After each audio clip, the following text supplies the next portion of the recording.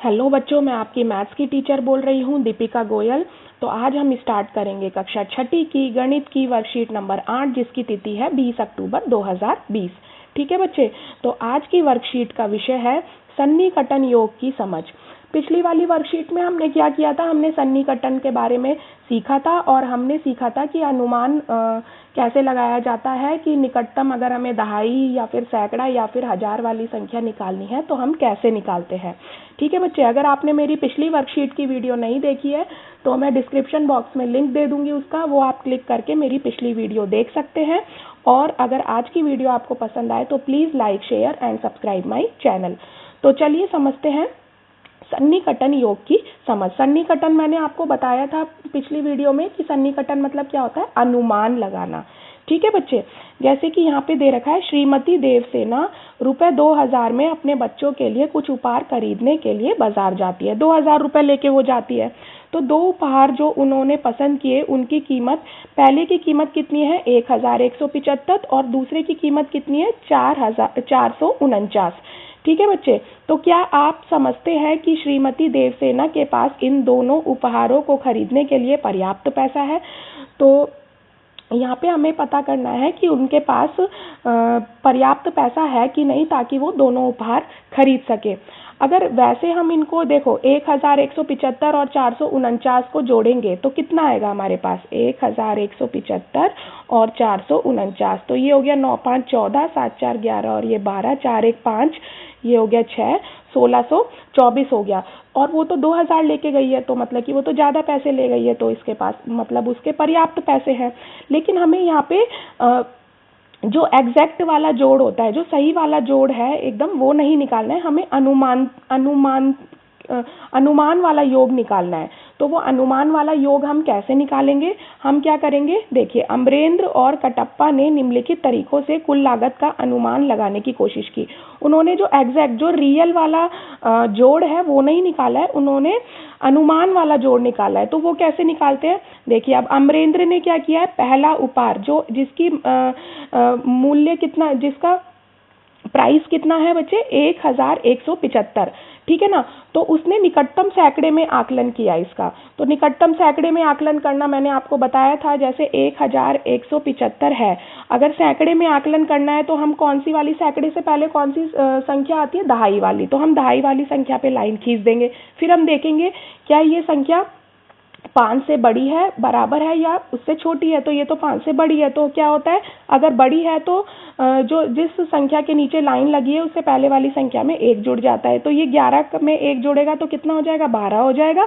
और आगे हम कितनी जीरो लगा देंगे, 2 जीरो लगा देंगे, क्योंकि हम सैकड़े में आकलन कर रहे हैं। तो ये हमारा 1200 आ गया। इसी तरीके से दूसरे उपहार का जो मान दे रखा है वो कितना दे रखा है, दूसरे उपहार का मूल्य कितना दे रखा है 449। तो 449 में भी हम वैसे ही करेंगे, दहाई वाली संख्या पे लाइन खींचेंगे, फिर देखेंगे ये संख्या तो 5 से छोटी है, तो जो इससे पहले आने वाली संख्या है उसमें कोई चेंज नहीं आएगा, तो हम 4 का 4 लिख देंगे। ठीक है ना, और आगे कितने जीरो लगा देंगे, 2 जीरो, क्योंकि हम सैकड़े में आकलन कर रहे हैं। ठीक है बच्चे, तो इस तरीके से हम करेंगे। तो यहाँ पे उसने सैकड़े में दोनों मूल्यों का आकलन कर लिया है। तो कितना आ गया ये जोड़ के, 1200 और 400 कितना हो गया बच्चे, 1600 हो गया। ठीक है, तो ये उसका कुल अनुमानित लागत आ गया। अब देखते हैं कटप्पा का। कटप्पा ने क्या किया, कटप्पा ने निकटतम हजार में आकलन किया है। तो जैसे 1175 है, इसका निकटतम हजार में आकलन करेंगे तो मतलब हजार से पहले कौन सी संख्या आती है, सैकड़े की। तो सैकड़े के नीचे लाइन खींच लेंगे, ये इकाई, दहाई, सैकड़ा। ठीक है ना, तो यहाँ पे सैकड़े के नीचे लाइन खींच ली हमने। अब हम देखेंगे ये वाली संख्या है वो 5 से छोटी है, तो मतलब इससे पहले आने वाली संख्या में कोई चेंज नहीं आएगा। तो वो इससे पहले कौन सी संख्या आ रही है, 1 आ रही है, तो एक का 1 रहेगा और कितनी जीरो लगा देंगे, 3 जीरो, क्योंकि हम हजार में आकलन कर रहे हैं, तो यहाँ हजार आ गया। अब देखिए 449। अब इसमें भी हम क्या करेंगे, सैकड़े वाली संख्या, क्योंकि हजार में आकलन कर रहे हैं तो सैकड़े वाली संख्या, ये वाली सैकड़े वाली संख्या है। तो अब देखेंगे कि ये संख्या कैसी है, ये संख्या हमारी 4 है, जो कि 5 से छोटी है। ठीक है ना, तो इससे पहले आने वाली संख्या में कोई चेंज नहीं आएगा। तो अब देखिए इससे पहले तो कोई संख्या आ ही नहीं रही है, माना कि हमने यहाँ पे 0 लिख लिया, क्योंकि हम अगर कोई भी नंबर है हमारे पास, जैसे 2 है, उससे पहले अगर हम 0 लिख लेते हैं तो वो 2 ही रहता है, ठीक है बच्चे। या 3 है, उससे पहले 0 लिख लिया हमने तो वो 3 ही रहेगा। तो कोई भी संख्या है, लेकिन अगर 2 के बाद हमने 0 लिखा है तो वो नंबर चेंज हो जाता है। तो हम संख्या के पहले तो 0 लगा सकते हैं, लेकिन संख्या के बाद 0 नहीं लगा सकते। तो यहाँ मैंने 0 लगा लिया। तो अब बोला है कि अब देखो 4 है, 4 5 से छोटा है, मतलब 4 से पहले आने वाली संख्या में कोई चेंज नहीं आएगा, तो ये 0 की 0 ही रहेगी। और बाकी कितने 0 लगा देंगे हम, 1000 में कर रहे हैं तो 3 0 लगा देंगे। तो ये क्या है, ये 4 बार 0 लिखो या 1 बार 0 लिखो, एक ही बात है। तो ये यहाँ पे इसका 1000 में आकलन क्या आ जाएगा, 0 आ जाएगा। तो जब हम इसको जोड़ेंगे तो 1000 आ गया। तो जो कटप्पा के द्वारा अनुमानित लागत कितनी आ रही है, 1000। ठीक है बच्चे। तो क्या आप अमरेंद्र द्वारा किए गए निकटतम सैकड़े में आकलन करेंगे या कटप्पा द्वारा किए गए निकटतम 1000 में आकलन करेंगे, ये हमें बताना है। ठीक है। तो अब देखिए, आप बताइए, आप अमरेंद्र का फॉर्मूला लगाएंगे या फिर कटप्पा का लगाएंगे। देखिए, अगर मैं करूंगी तो अगर मैं ये क्वेश्चन सॉल्व करती हूँ तो मैं क्या करूंगी, मैं अमरेंद्र का फॉर्मूला लगाऊंगी, मतलब कि मैं निकटतम सैकड़े में निकालूंगी। क्योंकि निकटतम 1000 में क्या हो रहा है बच्चे, एक तो 1000 में जब हम आकलन करते हैं, निकटतम 1000 में तब आकलन करते हैं जब उसमें 1000 वाली संख्या दे रखी हो। ठीक है ना बच्चे। अब जैसे ये है, यहाँ पे तो 1000 वाली संख्या आ रही है 1175 में, इकाई, दहाई, सैकड़ा, 1000। लेकिन यहाँ पे तो 1000 वाली संख्या आ ही नहीं रही है। यहाँ पे देखिए, ये है 9 इकाई का अंक, फिर 4 दहाई का अंक, और फिर नेक्स्ट 4 क्या है, सैकड़े का अंक। यहाँ पे 1000 वाली संख्या आ ही नहीं रही है। तो इसके कारण हमारा क्या हो रहा है, जो ये अनुमानित लागत है इसकी कितनी हो रही है, 0 हो रही है। और कभी ऐसा हो सकता है कि कोई हम गिफ्ट खरीद रहे हैं, उसकी कोई भी मूल्य ना हो, हमें फ्री में मिल जाए, तो ऐसा तो नहीं होता। तो यहाँ पे क्या है, इसकी लागत वैसे तो 449 है, लेकिन जब हम अनुमानित लगा रहे हैं तो ये तो 0 आ रही है, तो ये तो गलत हो गया। ठीक है ना बच्चे। तो इसीलिए हम क्या करेंगे, अमरेंद्र द्वारा अपनाया गया सैकड़े में आकलन करेंगे। ठीक है बच्चे। चलिए अब देखते हैं, निम्नलिखित निष्कर्ष पढ़ें। अनुमानित, उचित और तार्किक होना चाहिए। जो हम अनुमान लगा रहे हैं वो उचित और तार्किक होना चाहिए। जैसे यहाँ पे तो हमने जीरो लगा दिया गिफ्ट की मूल्य, तो ये नहीं हो सकता। फिर देखेंगे, कोई कठोर नियम नहीं है, लेकिन सटीकता की आवश्यकता भी निर्भर है। मतलब इसको हम किस में अनुमान लगाएं, निकटतम दहाई, 1000, सैकड़ा, वो हम पर डिपेंड करता है। कोई उसके ज़्यादा कठोर नियम नहीं है, लेकिन सटीकता की आवश्यक पर निर्भर होता है, लेकिन ये सटीक होना चाहिए। आकलन की कितनी जल्दी ज़रूरत है।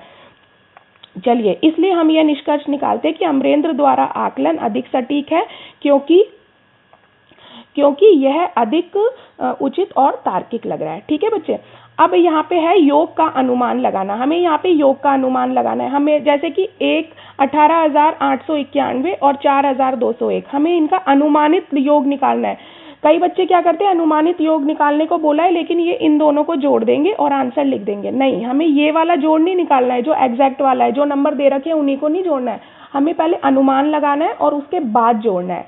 ठीक है बच्चे। तो यहाँ पे कुछ एग्जाम्पल सॉल्व किए गए हैं। चलिए हम अभ्यास के क्वेश्चंस करते हैं, तो उनको सॉल्व करके हमारे ये वाले एग्जाम्पल्स वाले क्वेश्चंस भी हो जाएंगे। चलिए पहला देखते हैं, ये मैंने सॉल्व कर रखे हैं। 841 प्लस में 181।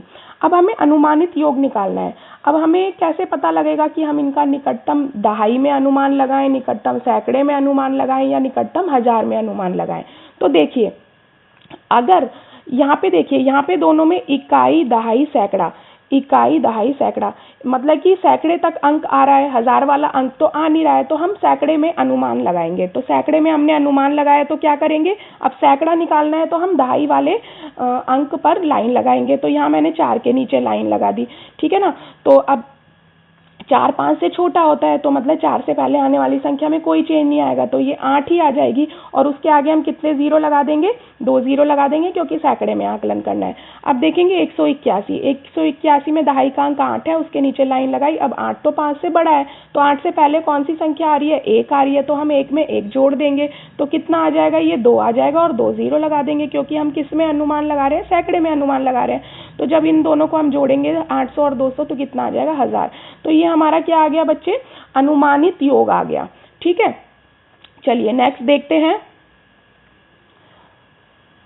अब हमारा है 2400 प्लस में 6891। तो देखिए, अब यहाँ पे 1000 वाली संख्या भी आ रही है ना, देखो इकाई, दहाई, सैकड़ा, हजार, ऐसे यहाँ इकाई, दहाई, सैकड़ा, हजार। अब यहाँ पे हजार वाली संख्या दोनों में आ रही है, तो हम क्या करेंगे, हम हजार में आकलन करेंगे। तो 2400 का हजार में आकलन कितना होगा, 2000, और 6891 में कितना होगा, 7000। वही सिंपल तरीका है, हम क्या करेंगे, हजार में आकलन करना है तो हजार से पहले सैकड़े वाली संख्या आती है, तो सैकड़े वाली संख्या के नीचे हम क्या कर देंगे, लाइन खींच देंगे। फिर देखेंगे 4 तो 5 से छोटा है, तो 4 से पहले आने वाली संख्या में कोई चेंज नहीं होगा, तो ये 2 की 2 आ जाएगी, और आगे 3 जीरो लगा देंगे क्योंकि हजार में आकलन करना है। ठीक है बच्चे। अब नेक्स्ट है 6891, इसमें सैकड़े की संख्या 8 है, 8 के नीचे लाइन लगाई। उसके बाद हम क्या करेंगे, 8 तो 5 से बड़ा है, तो इससे पहले आने वाली संख्या में 1 जुड़ जाएगा, मतलब कि 6 में 1 जुड़ा तो कितना हो गया बच्चे, 7 हो गया, और 3 जीरो लगा देंगे क्योंकि हजार में आकलन कर रहे हैं। ठीक है, तो अगर हम यहाँ पे 2000 और 7000 को जमा करेंगे तो हमारे पास कितना आ जाएगा, 9000। चलिए नेक्स्ट देखते हैं। इसी तरीके से यहाँ पे भी इकाई, दहाई, सैकड़ा, हजार, हजार वाली संख्या आ रही है, यहाँ पे भी हजार वाली संख्या आ रही है, तो हम इसका किसमें निकालेंगे, निकटतम हजार में आकलन करेंगे। वही मेथड आपको लगाना है, ये मैंने सॉल्व कर रखा है। तो ये कितना आ जाएगा, जैसे ये देखिए यहाँ पे हजार में निकालना है तो सैकड़े वाली संख्या के नीचे हम लाइन खींचेंगे।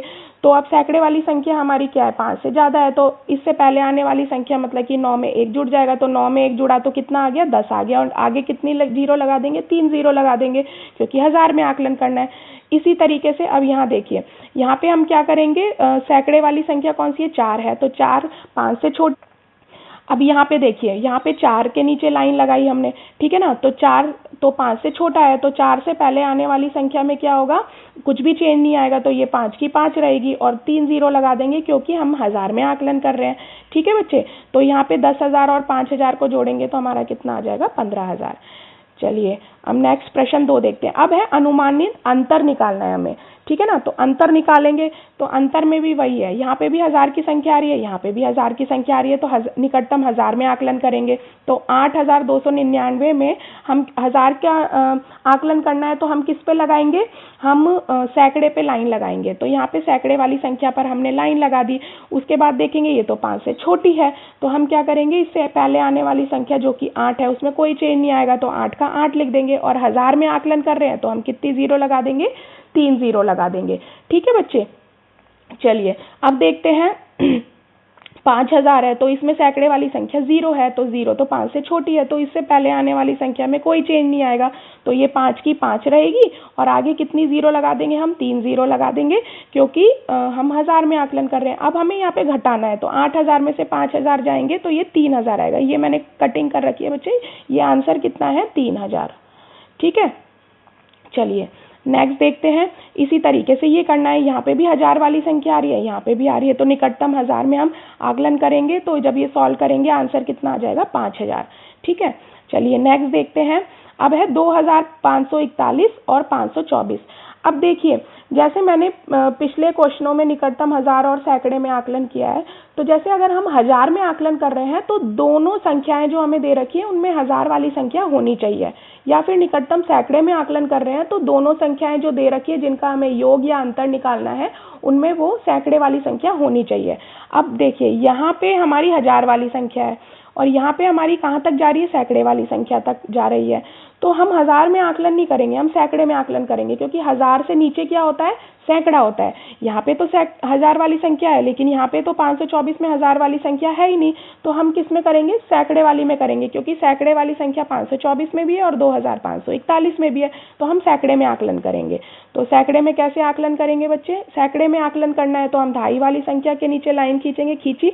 अब ये 4 तो 5 से छोटा है, तो इससे पहले आने वाली संख्या में कोई चेंज नहीं आएगा, तो 25 आ जाएगी, और आगे कितनी जीरो लगा देंगे, 2 जीरो लगा देंगे क्योंकि सैकड़े में आकलन कर रहे हैं। ऐसे ही 524 है, 524 में भी हम क्या करेंगे, 524 में हम दहाई वाली संख्या के नीचे लाइन लगाएंगे, तो 2 है दहाई वाली संख्या, 2 के नीचे लाइन लगाई, तो 2 से पहले, अब 2 तो 5 से छोटा है, तो 2 से पहले आने वाली संख्या में कोई चेंज नहीं आएगा, 5 की 5 रहेगी, और आगे कितनी जीरो लगा देंगे, 2 जीरो लगा देंगे क्योंकि सैकड़े में आकलन कर रहे हैं। तो अब देखिए, ये 2500 आ गया, ये 500 आ गया। ठीक है, अब हम घटाएंगे, 2500 में से 500 घटाएंगे। हमेशा याद रखिए, जब भी हम घटाते या जोड़ते हैं तो इकाई के अंक के नीचे इकाई का अंक रखिए, दहाई के नीचे दहाई का, सैकड़े के नीचे सैकड़ा, और हजार के नीचे हजार। ठीक है ना, तभी हम ढंग से कैलकुलेट कर पाते हैं। तो अब देखिए कई बच्चे क्या करते हैं, 2500 तो ऐसे लिख देते हैं, 500 ऐसे लिख देते हैं और फिर घटाते हैं या जोड़ते हैं, तो ये गलत है। ठीक है बच्चे, तो अब हमने इसको जब हम घटाएंगे तो ये हमारा 2000 आंसर आ जाएगा। ठीक है, तो ये अभ्यास वाले सारे क्वेश्चंस हो गए हैं हमारे। अब ये कुछ दे रखे हैं आपको, प्रश्न 1, 2 और ये यहाँ पे हमें ऊपर वाले में योग का अनुमान लगाना है और नीचे वाले में अंतर का अनुमान लगाना है। तो अब मैंने आपको बता दिया है कि कैसे करते हैं।